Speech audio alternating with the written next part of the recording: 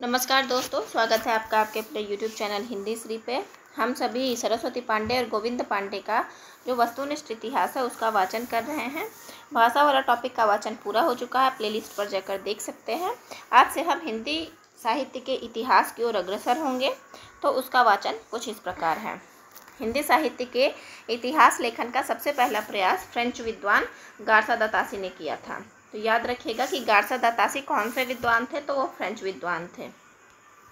गारसा दतासी ने अपनी पुस्तक की रचना फ्रेंच भाषा में की थी। तासी ने अपनी पुस्तक का नाम, यानी गारसा दतासी जी ने अपनी पुस्तक का नाम इस्तवार द ला लिटरेतूर एंदुई ए हिंदुस्तानी रखा था। क्या था उनकी रचना का नाम? इस्तवार द ला लिटरेतूर एंदुई ए हिंदुस्तानी। हिंदुस्तानी का अर्थ यहाँ हिंदुस्तानी है, लिटरेतूर का अर्थ लिटरेचर है, एंदुई का मतलब हिंदू है। तो ये फ्रेंच में है नाम इसका, तो आप इस तरह याद कर लेंगे। यह पुस्तक दो भागों में विभक्त है, जिसका प्रकाशन क्रमशः 1839 तथा 1847 ईस्वी में हुआ था। यहाँ देखिए कि दो भागों में विभक्त है पुस्तक, एक 39 में और दूसरा 47 में। यह ग्रंथ ग्रेट ब्रिटेन और आयरलैंड की प्राच्य साहित्य अनुवादक समिति की ओर से पेरिस में मुद्रित किया गया था। कहाँ मुद्रित किया गया था? पेरिस में मुद्रित किया गया था। ग्रेट ब्रिटेन और आयरलैंड। याद रखिएगा कि गारसा दतासी की जो पुस्तक है वो गारसा दतासी ग्रेट थे, वो ब्रिटेन में आयरलैंड घूमने गए थे, वो ब्रिटेन से आयरलैंड घूमने गए थे। तासी जो थे वो ग्रेट थे, ब्रिटेन से आयरलैंड घूमने गए थे। वहाँ पर एक साहित्य अनुवादक समिति थी, उसकी ओर से पेरिस में मुद्रित किया गया था। पेरिस में मुद्रित किया गया था। इस्तवार द ला लिटरेतूर एंदुई ए हिंदुस्तानी द्वितीय संस्करण में 3 भागों में विभक्त हो गया। 3 भागों में विभक्त हो गया, जिसका प्रकाशन जो है सन 1871 ईस्वी में हुआ था। उसका प्रकाशन कब हुआ था? 1871 ईस्वी में हुआ था। तासी ने अपनी पुस्तक में हिंदी और उर्दू के अनेक कवियों का विवरण अंग्रेजी वर्ण क्रमानुसार दिया था, यानी कि इंग्लिश अल्फ़ाबेटिकल क्रम से दिया था। ए से जिसका नाम था उनको पहले रखा था, बी से जिसका नाम था उसको उसके बाद, सी से उसके बाद, डी से उसके बाद, चाहे वो किसी भी काल के कवि हो। गारसा दतासी के ग्रंथ में कुल 738 कवि हैं। याद कर लीजिए कि गारसा दतासी 738 कवि, गारसा दतासी 738 कवि, 7 3 10 होना चाहिए, तो यहाँ इन्होंने गारसा दतासी 7 3 8 कवि रखा है, जिनमें से 72 हिंदू हैं और शेष उर्दू हैं। डॉक्टर लक्ष्मी सागर वार्सेनेई ने तासी के ग्रंथ का हिंदी अनुवाद हिंदुई साहित्य इतिहास का नाम से प्रकाशन 1952 ईस्वी में किया था। देखिए, लक्ष्मी सागर वार्सेनेई थे, उन्होंने क्या किया? गारसा दतासी ने हिंदी कवियों के बारे में लिखा था, भारत के कवियों के बारे में लिखा था, इस कारण से उन्होंने उसका हिंदी अनुवाद कर लिया, क्योंकि उन्होंने फ्रेंच भाषा में लिखा था। तो उन्होंने अनुवाद कर लिया और उसका नाम रख दिया हिंदुई साहित्य का इतिहास।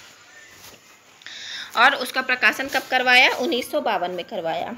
तासी की पुस्तक इस्तवार द ला लिटरेतूर एंदुई ए हिंदुस्तानी में एंदुई के लिए हिंदवी शब्द और हिंदुस्तानी के लिए हिंदुस्तानी अर्थ प्रयुक्त होता है, और लिटरेतूर का अर्थ लिटरेचर होता है। याद रखिएगा, एंदुई के लिए हिंदवी या हिंदी और हिंदुस्तानी के लिए हिंदुस्तानी यानी उर्दू अर्थ प्रयुक्त होता है।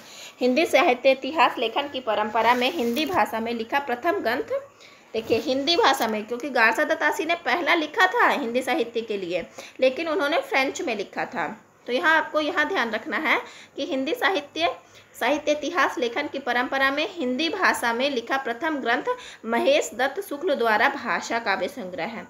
भाषा काव्य संग्रह महेश के द्वारा है। याद रख लीजिए, महेश दत्त शुक्ल का भाषा काव्य संग्रह है। भाषा काव्य संग्रह महेश दत्त शुक्ल की है। अब है भाषा काव्य संग्रह का प्रकाशन सन 1873 ईस्वी में नवल किशोर प्रेस से लखनऊ से हुआ था। तो महेश दत्त थे वो नवल किशोर प्रेस से लखनऊ से हुआ था। शिव सिंह सेंगर ने शिव सिंह सरोज नाम से हिंदी भाषा में दूसरा महत्वपूर्ण इतिहास ग्रंथ लिखाया। हिंदी भाषा में देखिए, पहला अगर हिंदी भाषा देगा तो आपको महेश दत्त की भाषा काव्य संग्रह को लिखना है, और दूसरा हिंदी भाषी में दूसरा महत्वपूर्ण ग्रंथ है शिव सिंह सरोज का। शिव सिंह सरोज का प्रकाशन 1883 ईस्वी में हुआ था।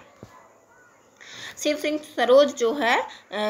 सरोज में 1 सहस्त्र यानी 838 कवि, याद रखिएगा कि वो 7-3-8 करते हैं और जो शिव सिंह सरोज है वो 8-3-8 करते हैं। जो गारसा दत्तासी था उन्होंने 7-3-8 कभी डाले थे, 7-3-10 होता है तो 8 डाला, और शिव सिंह सरोज ने 8-3-10 होता है 8-3 को 8 बना के डाला है। भाषा कवियों का जीवन चरित्र तथा उनकी कविताओं के उदाहरण दिए हैं। सन 1888 में ईस्वी में एशियाटिक सोसाइटी ऑफ बंगाल की पत्रिका के विशेषांक के रूप में महत्वपूर्ण है। एशियाटिक सोसाइटी ऑफ बंगाल की पत्रिका के विशेषांक के रूप में ग्रियर्सन द्वारा the modern vernacular literature of Hindustan का प्रकाशन हुआ 1888 ईस्वी में। जॉर्ज ग्रियर्सन द्वारा रचित the modern vernacular literature of Hindustan को सच्चे अर्थों में हिंदी साहित्य का पहला इतिहास ग्रंथ माना जाता है। सच्चे अर्थों में, यहाँ सच्चे अर्थों में हिंदी साहित्य का पहला इतिहास ग्रंथ माना जाता है। ग्रियर्सन ने क्या किया, 952 कवियों को शामिल किया, 952 कवियों को शामिल किया, 952 कवियों की शामिल किया। एक ने 8-3-8 किया था, गारसा दत्तासी ने 7-3-8 किया था, शिव सिंह सरोज ने 8-3-8 किया था, और इन्होंने 952 कवियों को शामिल किया है। डॉक्टर किशोरी लाल गुप्त ने the modern vernacular literature of Hindustan का हिंदी साहित्य का प्रथम इतिहास शीर्षक से अनुवाद किया। याद रखिएगा कि हिंदी साहित्य का प्रथम इतिहास किसका है, किशोरी लाल गुप्त का। किशोरी लाल गुप्त का है हिंदी साहित्य का प्रथम इतिहास शीर्षक से हिंदी में अनुवाद किया, जिसका प्रकाशन 1957 ईस्वी में हुआ था। जिसका प्रकाशन कब हुआ था, 1957 ईस्वी में हुआ था। ग्रियर्सन ने कवियों और लेखकों का काल क्रमानुसार वर्गीकरण और उनके प्रवृत्तियों को स्पष्ट किया है। गारसा दत्तासी ने क्या किया, याद रखना है कि गारसा दत्तासी ने क्या किया था कि उन्होंने अल्फ़ाबेटिकल रख दिया था लेखकों को, और ग्रियर्सन ने क्या किया, लेखकों का काल क्रमानुसार, यानी जो लेखक जिस काल में आए थे उस काल मतलब आगे वाले को आगे रखा, पीछे वाले को पीछे रखा। विभिन्न युगों की काव्य प्रवृत्तियों की व्याख्या करते हुए उनसे संबंधित सांस्कृतिक परिस्थितियों व प्रेरणा स्रोत का उद्घाटन किया है। यहाँ देखिए विभिन्न युग में यानी डिफरेंट युग में डिफरेंट काव्य प्रवृत्तियाँ थी, तो उनका व्याख्या करते हुए उन्होंने संबंधित सांस्कृतिक परिस्थिति यानी उस दौर में कौन सी सांस्कृतिक परिस्थिति चल रही थी और वो क्या प्रेरणा दे रही थी, इसका उद्घाटन किया है ग्रियर्सन ने। इसका उद्घाटन ग्रियर्सन ने किया है। प्रस्तुत ग्रंथ को विभिन्न कालखंडों में विभक्त किया गया है तथा प्रत्येक अध्याय काल विशेष का सूचक है, यानी कि विभिन्न खंडों में कालखंडों में विभक्त किया गया है और प्रत्येक अध्याय क्या है, काल विशेष का सूचक है। जॉर्ज ग्रियर्सन ने प्रथम बार हिंदी साहित्य की भाषा की दृष्टि से क्षेत्र निर्धारण करते हुए, यहाँ देखिए हिंदी साहित्य का भाषा की दृष्टि से क्षेत्र निर्धारण करते हुए संस्कृत, प्राकृत एवं अरबी फारसी मिश्रित उर्दू को उससे पृथक किया था। यहाँ देखिए कि संस्कृत प्राकृत को अलग कर दिया और अरबी फारसी जो मिश्रित उर्दू था उसको अलग कर दिया था। किसने, जॉर्ज ग्रियर्सन ने। अगला पॉइंट है हिंदी साहित्य के विकास क्रम का निर्धारण चारण काव्य, धार्मिक काव्य, प्रेम काव्य, दरबारी काव्य के रूप में किया गया है। देखिए हिंदी साहित्य का विकास क्रम का निर्धारण कब हुआ, चारण काव्य, धार्मिक काव्य, प्रेम काव्य और दरबारी काव्य, यानी कि चारण काव्य आदि काल को कहा है, धार्मिक काव्य भक्ति काल को, प्रेम काव्य और दरबारी काव्य के रूप में रीति काव्य आए होंगे। 16वीं और 17वीं शताब्दी के युग भक्ति काल को हिंदी काव्य का स्वर्ण युग मानना ग्रियर्सन की महत्वपूर्ण उपलब्धि थी। यहाँ ये आपका बहुत महत्वपूर्ण प्रश्न है और ये बार बार एग्जाम में आते हैं कि भक्ति काल को स्वर्ण युग किसने कहा है, तो ग्रियर्सन ने, और ये उनकी बहुत महत्वपूर्ण उपलब्धि थी। मिश्र बंधुओं ने मिश्र बंधु विनोद नामक इतिहास ग्रंथ की रचना की। मिश्र बंधुओं में गणेश बिहारी, श्याम बिहारी और सुखदेव बिहारी मिश्र थे। यहाँ गणेश, श्याम और कृष्ण बिहारी क्वेश्चन में करके दे देता है आपको ध्यान रखना है। GSS है गणेश, श्याम बिहारी और सुखदेव बिहारी, ठीक है, GSS है। सुखदेव, यहाँ कृष्ण बिहारी नहीं होंगे, हर बार क्वेश्चन में कृष्ण बिहारी ही एक अलग से ऑप्शन दे देता है। मिश्र बंधु विनोद 4 भागों में विभक्त है, जिसमें से प्रथम 3 भाग का प्रकाशन 1913 में हुआ था। मिश्र बंधु के प्रथम 3 भाग का प्रकाशन जो है 13 में हुआ था और चतुर्थ भाग का प्रकाशन 1934 ईस्वी के में हुआ था।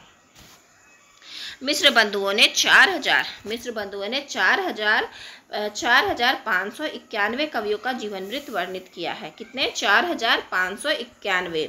यहाँ देखिए 4, 5, 9 और एक एक्स्ट्रा, 4, 5, 9 और एक एक्स्ट्रा, 4, 5, 9 और एक एक्स्ट्रा कवियों का जीवन वृत्त वर्णित किया है। इसमें अनेक अज्ञात कवियों को प्रकाश में लाने के साथ ही उनके साहित्यिक महत्व को स्पष्ट करने का प्रयास किया गया है। यानी कि जितने कवियों को अभी तक ग्रियर्सन ने नहीं गिना था, उतने उन कवियों को भी मिस्र बंधुओं ने अपने साहित्य में इतिहास स्थान दिया। प्रकाश में लाने के साथ ही उनके साहित्यिक महत्व को, जो उनका साहित्यिक महत्व क्या था, जिन कवियों को अभी तक नहीं गिना गया था, उनका साहित्यिक महत्व क्या था, उसको स्पष्ट करने का प्रयास किया है। अगला है, मिस्र बंधु विनोद में कवियों का सापेक्षिक महत्व निर्धारित करने के लिए उनकी 4 श्रेणियां बनाई गई हैं। 4 श्रेणियां बनाई गई हैं। अगला है, हिंदी साहित्य इतिहास लेखन की परंपरा में आचार्य रामचंद्र शुक्ल जी जो हमारे हैं द्वारा रचित हिंदी साहित्य के इतिहास का स्थान सर्वोच्च है। आचार्य शुक्ल का इतिहास मूलतः नागरी प्रचारणी सभा द्वारा प्रकाशित हिंदी शब्द सागर की भूमिका के रूप में हिंदी साहित्य का विकास के नाम से सन 1929 ईस्वी में प्रकाशित हुई है। याद रखिएगा, या जब से हिंदी साहित्य का इतिहास पुस्तक आप पढ़ेंगे तो उनकी भूमिका में ही शुक्ल जी ने बताया है कि मुझे जो है हिंदी शब्द सागर की भूमिका लिखनी थी, और भूमिका लिखने के प्रक्रम में उन्होंने इतने तथ्य जोड़ दिए कि वो एक पुस्तकाकार के रूप में हो गई, और वो पहले हिंदी साहित्य के विकास के नाम से छपी थी 1929 में। ये भूमिका में ही आपका दिया गया है ये बात। तो हिंदी साहित्य के विकास के नाम से छपी थी, वो भूमिका लिखना चाह रहे थे लेकिन उनसे पूरा इतिहास लिखा गया था। हिंदी साहित्य का इतिहास में 1000 कवियों और लेखकों को शामिल किया गया है। हिंदी साहित्य में 1000 कवियों को, वही मिस्र बंधु विनोद में 4,591 कवियों को शामिल किया गया है। आचार्य रामचंद्र शुक्ल ने शिव सिंह सेंगर, जॉर्ज ग्रियर्सन तथा मिस्र बंधुओं के इतिहास को कवि वृत्त संग्रह कहा है। आचार्य रामचंद्र शुक्ल जी ने क्या किया है कि जितने भी कवि वृत्त संग्रह कहा है, आचार्य रामचंद्र शुक्ल ने कवि वृत्त संग्रह कहा है उनके कवियों को, जिसमें से उन्होंने सबसे पहले उनका शिव सिंह का आया था तो इनका कवि वृत्त संग्रह कहा है, और जॉर्ज ग्रियर्सन का बड़ा वृत्त संग्रह कहा है, और मिस्र बंधुओं का भारी वृत्त संग्रह कहा है। आचार्य शुक्ल ने लिखा है, जबकि प्रत्येक देश का साहित्य वहाँ की जनता की चित्तवृत्ति का संचित प्रतिबिंब होता है, और ये कई बार एग्जाम में आए हुए क्वेश्चन है और आगे भी बहुत बार आने की संभावना है। संचित प्रतिबिंब होता है तब यह निश्चित है कि जनता की चित्तवृत्ति के परिवर्तन के साथ साथ साहित्य के स्वरूप में भी परिवर्तन होता चला जाता है। आदि से अंत तक इन्हीं चित्तवृत्तियों की परंपरा को परखते हुए साहित्य परंपरा के साथ उनका सामंजस्य दिखाना ही साहित्य का इतिहास कहलाता है। जनता की चित्तवृत्ति बहुत कुछ राजनीतिक, सामाजिक, सांप्रदायिक और धार्मिक परिस्थिति के अनुसार होती है। और यहाँ पे एक प्रश्न आपका यहाँ भी बन जाता है कि राजनीतिक, सामाजिक, सांप्रदायिक और धार्मिक, यहाँ से मतलब एक शब्द एक्स्ट्रा डाल के पूछता है, या कौन सा शब्द का इस्तेमाल उन्होंने किया है, या अन्य को डाल के एक इसमें से डाल के, या उन्होंने वो पलट देंगे क्वेश्चन कि किसका इस्तेमाल किया है और किसका इस्तेमाल नहीं किया है। तो आपको याद रखना है राजनीतिक, सामाजिक, सांप्रदायिक तथा धार्मिक परिस्थिति के अनुसार होती है। राजनीतिक, सामाजिक, सांप्रदायिक और धार्मिक, क्योंकि उस समय आपको लगेगा कि शुक्ल जी सांप्रदायिक नहीं डालते हैं। सर्वप्रथम आचार्य शुक्ल ने साहित्य इतिहास को आलोचना से पृथक किया है, यानी कि वो जो उन्होंने बताया कि साहित्य का इतिहास अलग है और आलोचना जो करते हैं वो अलग है। इसके पहले आलोचना इतिहास को एक माना जाता होगा, जिसको उन्होंने अलग अलग कर दिया है। अपने विकासवादी और वैज्ञानिक दृष्टिकोण का परिचय दिया है, यानी कि वो कितने वैज्ञानिक दृष्टिकोण के थे जो उन्होंने साहित्य के इतिहास को और आलोचना को, दोनों को अलग किया है। आचार्य शुक्ल ने साहित्य इतिहास के प्रति एक निश्चित व सुस्पष्ट दृष्टिकोण का परिचय देते हुए युगीन परिस्थितियों के संदर्भ में विकास क्रम की व्याख्या करने का प्रयास किया है। युगीन परिस्थिति यानी कि जो परिस्थिति जब वो लिख रहे थे उस समय चल रहा था, उसके संदर्भ में विकास क्रम की व्याख्या किया, यानी कि उस युगीन परिस्थिति में क्या विकास का क्रम होना चाहिए या कैसा विकास होना चाहिए, इसकी व्याख्या शुक्ल जी ने किया है। आचार्य शुक्ल ने काल विभाजन के अंतर्गत हिंदी साहित्य के 900 वर्षों का इतिहास, ये भी बहुत महत्वपूर्ण है, यहाँ 700 करके आपको क्वेश्चन कंफ्यूज करेगा। आचार्य शुक्ल ने काल विभाजन के अंतर्गत हिंदी साहित्य के 900 वर्षों के इतिहास को चार सुस्पष्ट कालखंडों में विभक्त किया है। 4 खंडों, तो आपको बस 900 इतिहास वाला याद रखना है। 4 सुस्पष्ट कालखंड, जिन्हें नहीं याद है उन्हें भी याद रखना है। शुक्ल जी ने भक्ति काल को 4 भागों या शाखाओं में बांटकर उसे सर्वप्रथम शुद्ध दार्शनिक और धार्मिक आधार पर प्रतिष्ठित किया है। भक्ति काल को उन्होंने 2 निर्गुण धारा और सगुण धारा में बांटा है। फिर निर्गुण धारा को 2 भाग ज्ञान आश्रय और प्रेम आश्रय में बांटा है, और सगुण धारा को 2 भाग राम भक्ति और कृष्ण भक्ति। तो सगुण धारा में आपको याद रखना है जिसका आकार हम देख सकते हैं, छू सकते हैं, या किसी साकार रूप का हम जिसमें पूजा करते हैं, तो इसलिए वो राम भक्ति और कृष्ण भक्ति। और निर्गुण धारा में वो साकार रूप की पूजा नहीं करते थे, तो इसलिए उसमें एक ज्ञान की बात करते थे और एक प्रेम की बात करते थे।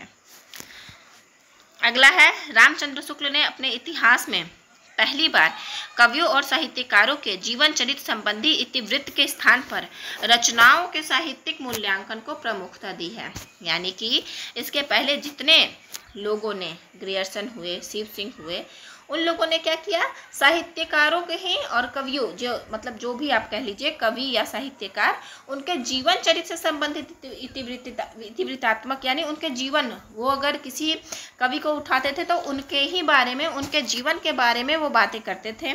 और उसके स्थान पर शुक्ल जी ने क्या किया है, रचनाओं का साहित्यिक मूल्यांकन किया है। कवि के बारे में फोकस नहीं किया है, उनके रचनाओं का मूल्य क्या है उसका मूल्यांकन किया है। अगला है, एडविन ग्रिब्स महोदय ने सन 1917 ईस्वी में अंग्रेजी भाषा में a sketch of Hindi literature नाम से हिंदी साहित्य का एक संक्षिप्त इतिहास ग्रंथ लिखा था। महत्वपूर्ण है। एडविन ग्रिब्स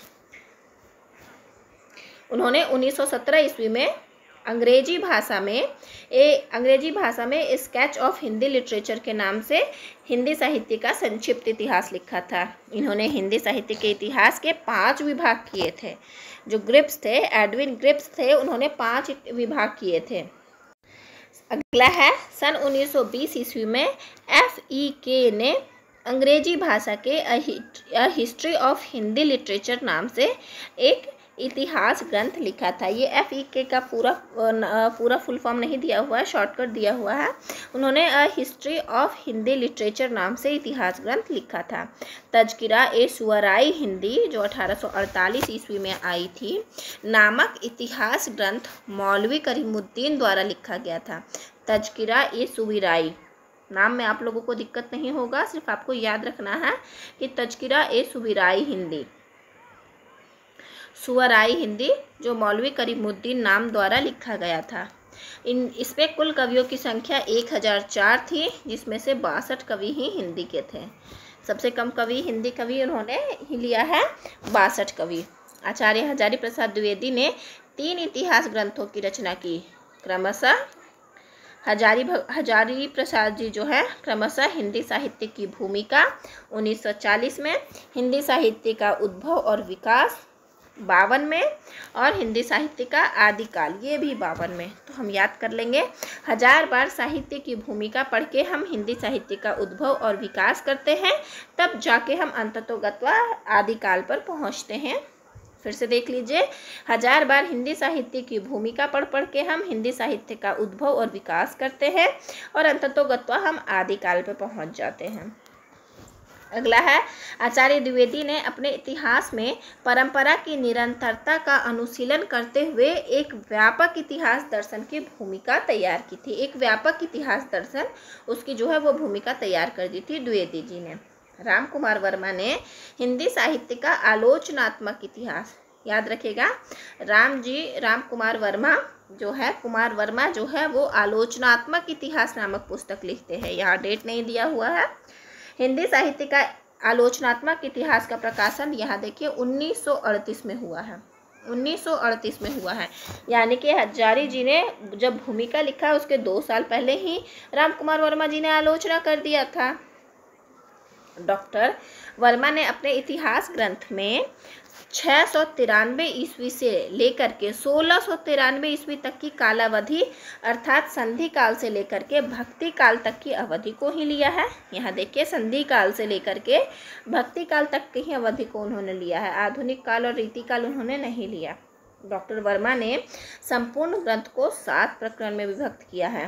राम कुमार वर्मा जी ने संपूर्ण ग्रंथ को 7 प्रकरण में विभक्त किया है।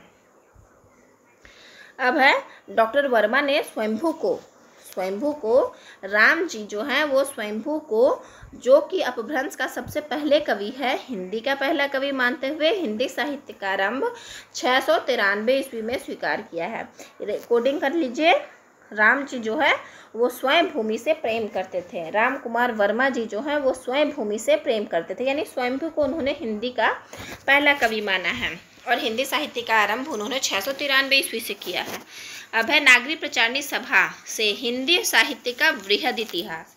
हिंदी साहित्य का वृहद इतिहास याद रखिएगा कि यह नागरी प्रचारणी सभा जो है हिंदी साहित्य का वृहद इतिहास का प्रकाशन 16 खंडों में हो चुका है। अब है अनेकानेक विद्वानों ने अलग अलग खंडों का संपादन कार्य किया है जो अग्रांकित है, यानी कि जो 16 खंड जो आए हैं जो नागरी प्रचारणी द्वारा, उसका संपादन किसने किसने किया है। प्रथम है हिंदी साहित्य की पीठिका लिखी जाएगी पहले, जो राजबली पांडे से द्वारा किया गया है, राजबली पांडे द्वारा किया गया है। दूसरा भाषा का विकास होगा जो धीरेन्द्र वर्मा द्वारा किया गया है। तीसरा आदिकाल होगा, पंडित करुणापति त्रिपाठी और वासुदेव सिंह द्वारा किया गया है। आदिकाल में वासुदेव करुणा करते हैं। चौथा है भक्तिकाल, निर्गुण भक्ति परशुराम चतुर्वेदी, और पांचवा है भक्तिकाल सगुण भक्ति, जहाँ देवेंद्र है। तो याद रखिएगा कि सगुण भक्ति जो साकार रूप होता है वहाँ देवेंद्र और विजयेंद्र नामक है, देव लगा हुआ है, देव इंद्र, वहाँ सगुण भक्ति। छठा है रीतिकाल, जो रीतिबद्ध हैं, डॉक्टर नगेंद्र जी किए हैं हमारे, डॉक्टर नगेंद्र जी। और रीतिकाल रीतिमुक्त डॉक्टर भगीरथ मिश्र। तो आप याद कर लीजिए कि रीति मुक्त जो है वो भगीरथ है, भाग भाग के रीति मुक्त किए हैं। और नगेंद्र जो है बद्ध है, नाग जो है उसको बद्ध करके रखना पड़ता है और भाग भाग के रीति मुक्त किए हैं। 8वां संस्करण है हिंदी साहित्य का अभ्युत्थान, भारतेंदु काल, संवत 1900 से 1950 विक्रमी संवत तक, जिसका विनय मोहन शर्मा जी ने किया है। भारतेंदु काल का विनय मोहन शर्मा जी ने किया है। 9वां है द्विवेदी काल, संवत 1950 से 75 विक्रमी संवत, पंडित सुधाकर पांडे जी ने। द्विवेदी काल में याद रखिए मैथिली शरण गुप्त प्रचलित कवियों में से हैं, तो याद रखें द्विवेदी काल में, यानी द्विवेदी काल में मैथिली शरण गुप्त सुधा पिए हुए थे। सुधा वो अमृतपान, वो ऐसी कविता करते थे जिसको सुनकर लगता था अमृतपान कर रहा है लोग, तो अमृतपान किए हुए थे सुधाकर पांडे।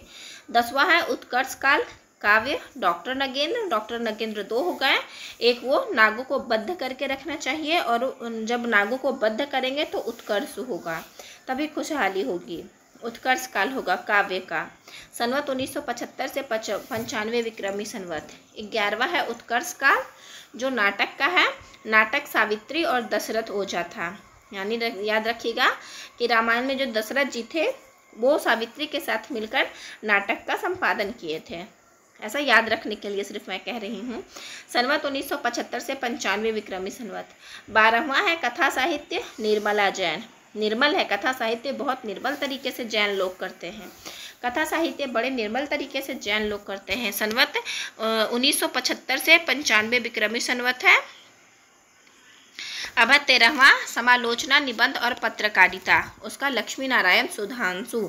लक्ष्मी जी जो हैं वो पत्रकारिता निबंध और समालोचना देखती थी। 14वां है अद्यतन काल, जो संवत 1995 से 2017 विक्रमी संवत था। डॉक्टर हरवंश लाल शर्मा और डॉक्टर कैलाश चंद्र भाटिया ने किया था। अद्यतन काल में हरवंश राय बच्चन से आप याद रख लीजिए कि हरवंश लाल शर्मा और कैलाश चंद्र भाटिया हैं। फिर आंतर भारतीय साहित्य, 15वां है आंतर भारतीय साहित्य, डॉक्टर नगेंद्र और पंडित राहुल सांकृत्यायन जी ने किया था। 16वां है हिंदी का लोक साहित्य, जो डॉक्टर कृष्णदेव उपाध्याय जी ने किया था। लोक साहित्य कृष्णदेव उपाध्याय। आगे देखिए, डॉक्टर धीरेन्द्र वर्मा ने विभिन्न विद्वानों के सामूहिक सहयोग से हिंदी साहित्य नामक इतिहास ग्रंथ का संपादन कार्य किया। उन्होंने लिखा नहीं है, उन्होंने संपादन किया है। धीरेन्द्र वर्मा ने क्या किया? विभिन्न विद्वानों का सामूहिक सहयोग से हिंदी साहित्य नामक इतिहास ग्रंथ का संपादन कार्य किया है। इस ग्रंथ में संपूर्ण हिंदी साहित्य को 3 कालों आदिकाल, मध्यकाल एवं आधुनिक काल में विभक्त करते हुए प्रत्येक काल की काव्य परंपराओं का विवरण अविच्छिन्न रूप से प्रस्तुत किया गया है। अविच्छिन्न रूप से प्रस्तुत किया गया है। और आज की कक्षा का वाचन हम यहीं तक रखेंगे। एक बार हम फिर से देख लेते हैं कि जो धीरेन्द्र वर्मा ने हिंदी साहित्य का जो इतिहास का संपादन किया था, उस ग्रंथ में हिंदी साहित्य को 3 काल आदिकाल, मध्यकाल और आधुनिक काल, इन 3 रूपों में विभक्त किया गया है। और वाचन आज का यहीं तक है। धैर्य से बने रहने के लिए आपका बहुत बहुत धन्यवाद और आशा करती हूँ यह वीडियो आपको बहुत बहुत लाभान्वित करेगी। धन्यवाद।